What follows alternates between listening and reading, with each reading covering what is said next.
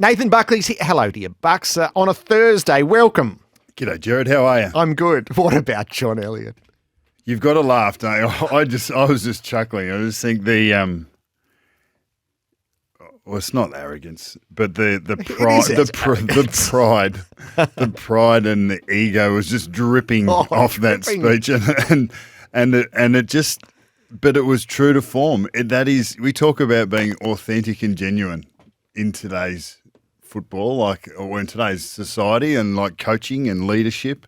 That was as authentic and genuine as you get, because that was the chest beating at its best in that era. And I was just chuckling out the back here. Yeah, that's for my what would the WWE do?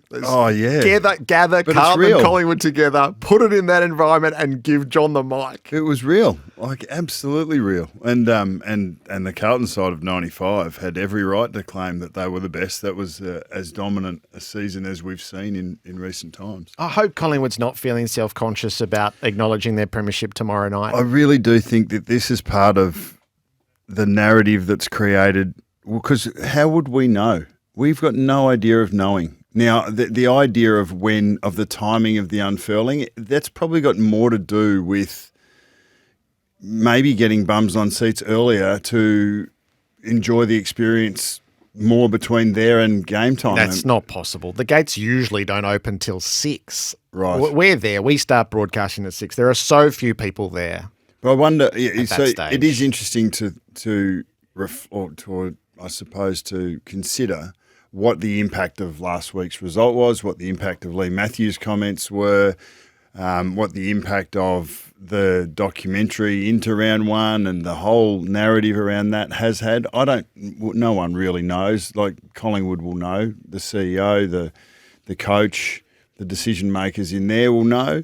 But yes, the whole idea should be to give as many Collingwood people the opportunity, and hopefully, thousands that didn't get to the grand final, and that's the idea, or maybe even the celebrations after, to actually experience that moment in time, to acknowledge, dip the cap to what was a great season and a great outcome for the footy club, and we're off again on our next one. So my memory of the 2010 unfurling, so in 2011, correct me if I'm wrong here, but my memory is Simon Prestigiacomo was on top of the grandstand, and they marched the flag out to the turf, and then Presti hoisted it up to the rafters because he was being honoured as the selfless player who'd made the call. Yes, and that was the epitome of teamsmanship. So it was his honour to lift it up. It's funny, we were in the room before coming here, and you asked me, "Do you remember that?" I said, "No, I don't." Clearly, I remember Presti and the sacrifice, leading in, because he just put his hand up and said, "I can't go." And as a coach, and the Mick in particular, he just liked to know that. Well, then that makes the decision for me, because I've got a player here that is selflessly saying, "I cannot go for you." But then we were talking about the 95 thing, and I was thinking about Brisbane getting clapped off in the elimination final. It's funny what sticks in your mind, Yep. but. Look, I think they are significant moments. I don't know why we don't religiously do it at the first round. I know that, and I think that we talk about scheduling and all the rest of it. The flag unfurling should be at the first round, and the first round should be scheduled for a home game for that club. Now I know that this year looks different with the opening round, but it should be something that becomes a habit. It should be a tradition, so that it's expected and it rolls across. And I think that's you just tick the boxes as you go. It doesn't make any sense to do it. Okay, we'll do it in round 1 or round 2 or round 3 or even round 4. If that's I just think it should be round 1 every week, every year, and the AFL should facilitate that. Yeah, we have to cherish this. We have to protect it. It's unique and quaint. Yes. So it came out from Collingwood. There's people going, it's typos. It's not typos. So Collingwood put out the earlier time. The gates are going to open at 5:30 instead of 6 o'clock. 6:16 pre-game premiership flag unfurling ceremony commences. 6:34 ceremony ends. And then later on is 7:29, so nearly an hour passes before the Collingwood team enter, and then the opening bounces at 7:40. That's what it is at present. That's what formally came from the club last night, but that is clearly under review, and I hope they change it. Is move it back to when the critical mass of people are there on a Friday night and let them enjoy it. Collingwood won't, and don't let the hot takers get in.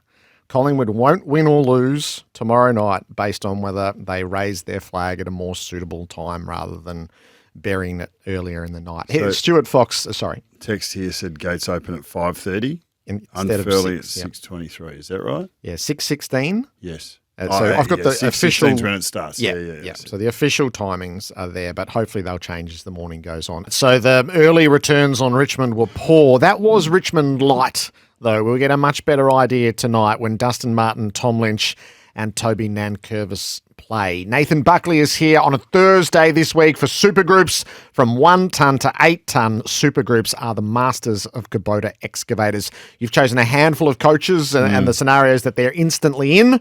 And Adam Uze, this is the proverbial baptism of fire. It is. And he, not just this game tonight, but, sitting there 20 minutes into the second quarter, you've kicked the first goal, your opposition have kicked the next 11. They're harder and tougher than you are. Your offense is broken down and you can't defend in that moment. And you've got to go and stand in front of the group in 10 minutes and give them the belief. You've got to give them a whack. You've got to, preach to them what we're going to do in the next hour. So that's the baptism of fire. Now you've got David Teague and you've got Ben Rutten in the box, and you're sitting next to Tim Livingston, but this is it. You are the man. You've got to work out how we're doing this, and all your preparations and plans have looked like they've gone out the window, and you're 10 goals down. Now, thankfully, your team finds a way to kick a goal at the end of the second quarter, and they come in, but you've still got to address that group. So I would have been fascinated to be a fly on the wall to see how that was handled. From the moment he walks in and meets his players, the first player, the second player, you're in little groups, like they're in huddles now, and they're in with what's the conversations with the line coaches just before you go down. That's when you know that you are in a position that you've never been in before. The embarrassment of how they played. Yeah, and that'll still be there. There's whether you're experienced or whether you're young, like that feeling of being absolutely dominated by an opposition is there. Tonight will be instructive on what we're going to get from Richmond. I hear you around getting 3 names back, but we saw a Carlton performance without some names, and we'll get to Vossi in a minute. But I thought they responded really well in the third quarter. It was so important for Richmond, for Adam Uze, and for their prospects of maintaining any positive momentum at all, or trying to get some positive momentum, that they actually stood up, because then it gives the coach and the coaching staff the opportunity to say, hey, when we find this level of energy, when we find this level of contest, and when we do X, Y, and Z, we can impose our game style on the opposition. Now, they didn't ultimately win the game, but without that 15 to 20 minute period in the third quarter, it would have been a pretty hopeless 5 days, but at least it gave them some traction to look at attacking tonight with some vigour. And how was he prepared to react? Well, he reacted pretty decisively at selection. So both ruckmen got dropped. So Nankervis will ruck on his own, Naismith and Reiner out. And then Kosicki, who's been brought in to play alongside Lynch wasn't there, was just so uncompetitive that he hasn't been allowed to keep his place. 4 touches, 2 marks, but that clearly in Adam Uze's eyes just didn't cut it at integrity. And so, but this is where the season proper, it's timing at stages. There would have been practice matches that, Kosicki didn't do much in practice matches either, but there would have been Lynch isn't there, so we need to play that role. Who's our next best to play that role? And it was Kosicki. He's a recruit. We've paid some money for him. We've traded for him. You want to give him the best chance. But if Lynch was playing, potentially he wouldn't have played in round 0 or the opening round. So but he's got another look at it, and he hasn't reached the standard expected, and that change is made. If Nankervis was available, he would have played in front of either Naismith or Ryan, probably in front of Naismith, even though his pre-season was pretty strong. But yes, you've got to be decisive. You've got to be strong, and you've still got to pick your best 22, or 23. That's exactly what they've done. The flip side, is evident for Carlton. They come into this contest 5 days ago, 6 days ago for them, having had one of their best performances in recent club history. Yes, they won finals last year, and that is obviously what you're aiming to do, to be able to perform on the big stage. But this was a big stage, round one on Brisbane's home dung heap, and going in with a few players out. And Vossi spoke about writing their own story. Don't worry about the script that everyone writes. Write your own story. We were led into that. So what would have been able to do is reinforce team over individual, process over talent, attitude and effort above all, and that it's not the who, but it's the how.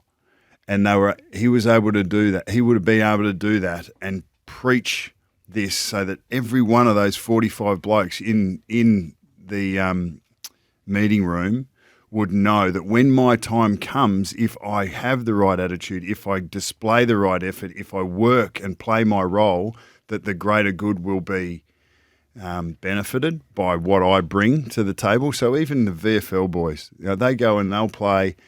Seeing something like that in the level above them, they know exactly what's going to be rewarded, and so that sort of performance early in a season it's powerful, and it keeps even the talented guys now know, the guys that have got elite footy talent that are A graders, they know that, hey, I've got to buy in with the effort and the work rate side of things, because that's what this team is built on, and that's where our best performances come from. What a godsend at the start of a season for a coach to get that. It's probably when the fixture came out, you go, that is a high bar to meet first up. And they met it and cleared much it. Better to have that than the alternative. Yeah. I mean, if I was, clearly you'd prefer to be Carlton coming off theirs with a little bit of momentum than Richmond having to find some. But everything starts afresh. The scoreboard will be clear, and the first 5 minutes will tell the tale. Carlton need to go to work again to reinforce that. What they did 6 days ago is irrelevant in many ways. But when push comes to shove at the moment, you know that one team's been able to find it and the other team has fallen away. But that doesn't, the past doesn't necessarily guarantee the future. So that there's still work that needs to be done. And as Craig McRae said about Collingwood, you still need to go back to work and you still need to earn it, because what's happened is not necessarily what is going to happen. Assessing a handful of coaches, we're up to the leader at Collingwood. Yeah, I definitely wouldn't be flinching if I was flying it. And I think you've got to look at performance or result against your opposition. And I think GWS will challenge a lot of team defences, let alone stoppages and backlines. But I thought their ball movement versus Collingwood's team defence was exceptional. Having said that, Collingwood turned the ball over 33 times in the front half, had 60 inside 50s, a lot of repeat entries, which generally signal pressure on the opposition back six to the point where the dam wall bursts and you score. And Collingwood did, but they scored 4 goals, 9. So the little things that Fly speaks of is exactly what keeps that pressure on and takes advantage of the field position, which Collingwood weren't able to do. I thought that their team, and this is obviously we're only 24 hours from their next performance, but I thought that they were good at getting in position on first phase, but the work to go, say, 25 metres to the next contest, to go and outnumber at the next contest, or slide defensively to go and cover and close down the next couple of possessions of GWS wasn't quite as sharp as we've seen it of Collingwood in the past or in the recent times. So I think he would have been matter of fact. There would have been attention to detail. There would have been really clear evidence of, hey, boys, this is not us. We don't do this.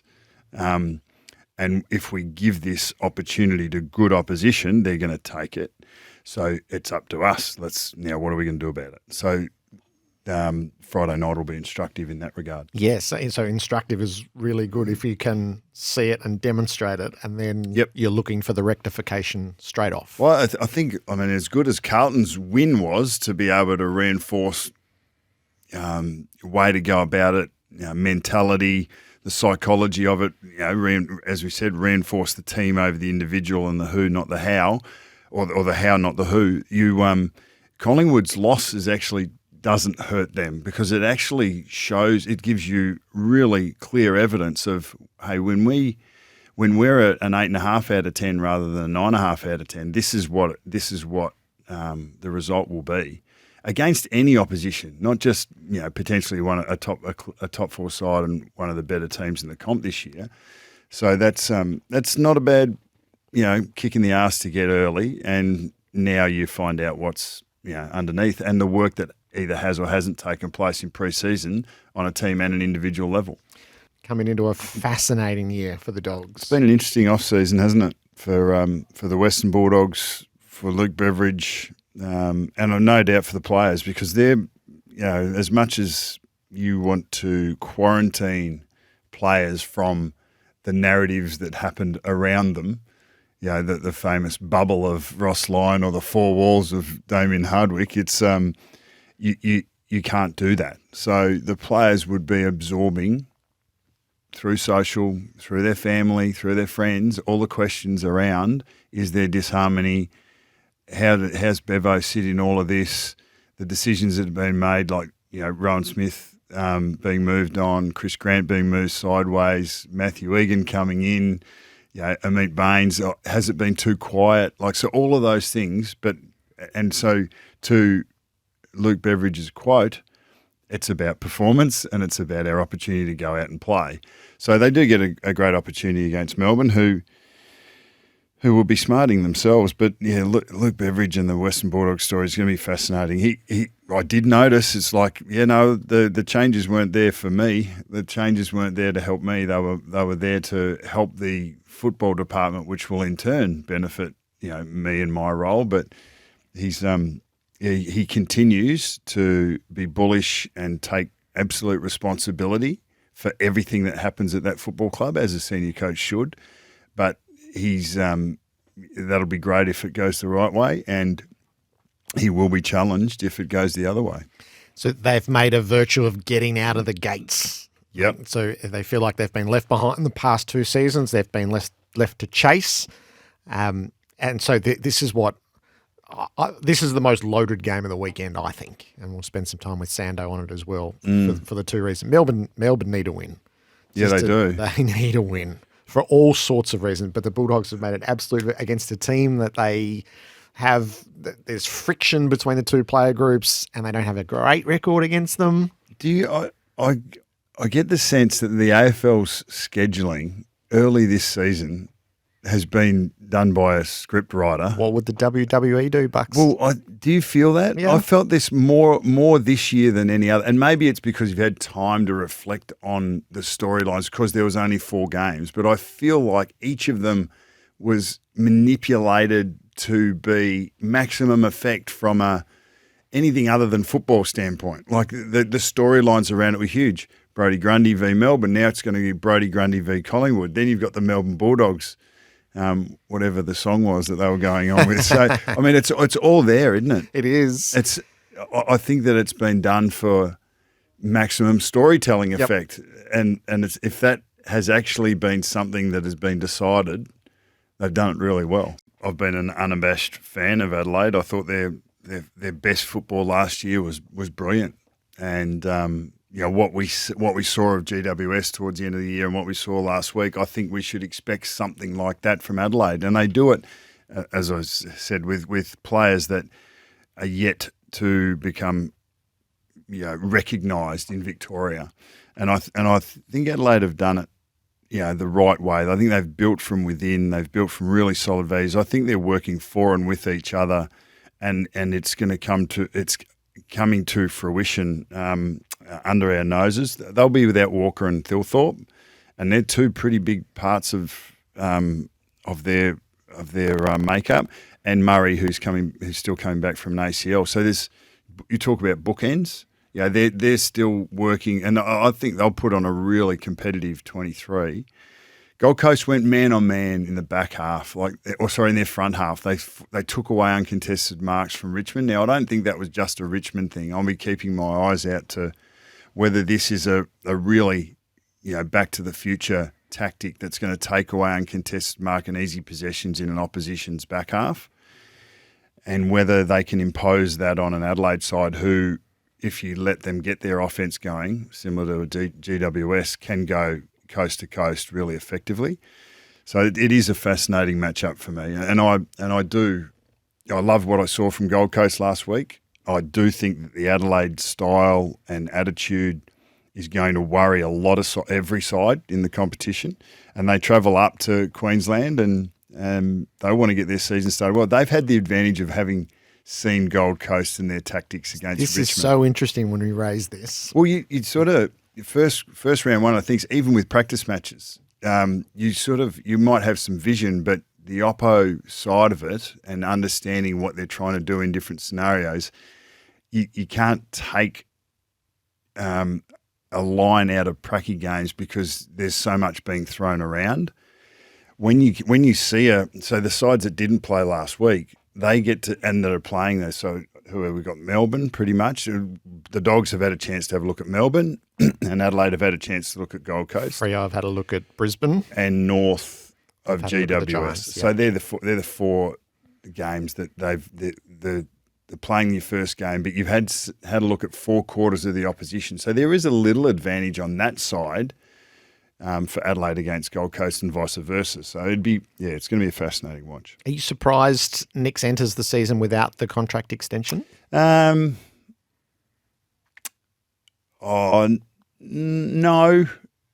but I don't feel like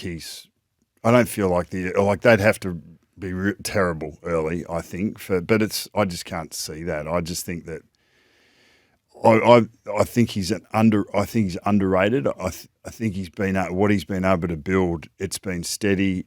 It's been consolidated. And I think you look at their squad. There's a depth there. Like as I said, they'll have some of their big pieces of the puzzle out. But they're like either Burgess or Gallant will come in. Burgess will probably come in as a second ruck sort of forward, and he's really competitive. I love some of his stuff at Gold Coast. I think they've recruited well there. They've got small forwards for days that are going to put pressure on. They've got hard-nosed midfielders that are going to get the job done. I think that I'm really looking forward to seeing what they do in the first half a dozen games, and I think that his re-signing will be a formality. Great 4 days ahead. Yeah, looking forward to it. Yeah, nine games in a weekend. That's a lot of footy after only watching 4 last weekend. Nathan Buckley for Supergroups from 1 tonne to 8 tonne. Supergroups are the masters of Kubota excavators. Tuesday next week. Let's make a date. Nathan Buckley gets us underway this Thursday.